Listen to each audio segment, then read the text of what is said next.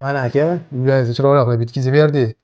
Endi aka, bizni pulimizni bersangiz, shogird bolalarga ham aka, bu kunlardan qarz to'lab olib berdim aka. Bo'ldi usta, mana yo'qdi menga. O'ylagandaqa bo'pti. Pullarni endi Xudo xolasa ertaga bilan qilaveramiz sizlarga. Ha, mayli aka. Ertalabga bo'lsa, Xudo xolasa yaxshi bo'pti aka.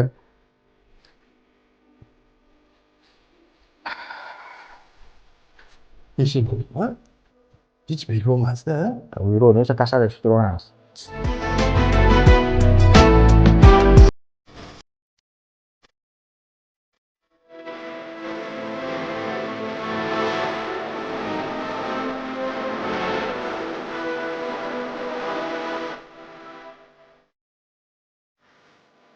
Qo'lga tushdi akaman. Assalomu alaykum. Rahmat, bovullar. Bir minutga maylimi? Aka, qo'llarni yaxshi. Gaplashib olaylik aka.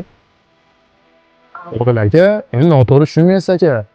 Oxirgi gaplashganimizda ertalab beraman deganingiz pulni.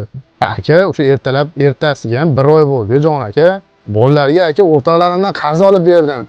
Unaqa bas, eshitgandan keyin uyingizga bordim aka. Eshigingizgacha bekitib qo'yibsiz. Telefon qilyapman aka, telefoningizni ham olmayapsiz. Ashnaqa o'qiganmizmi aka? Endi avanizni berdim. Puldan muammo bo'lmadi. Endi bitta pul ozgina pul qolgan, to'g'ri. Keladigan joydan kelmay qoldi. O'shani kutyapman. Kelishga beraman.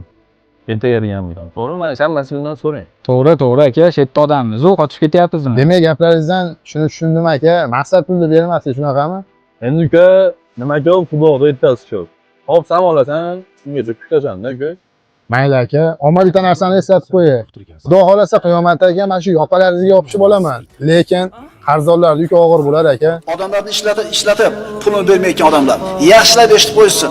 O'sha uyda o'tirishi bor, o'sha uyda baraka topishi bor, o'sha uyda bola chaqasini unib o'sishi bor. Ana shu narsani o'ylaydimi ular? Ana shu xizmatni qilgan usta norozi bo'lib qarqab chiqib ketdimi? Dunyo baraka topmaysan.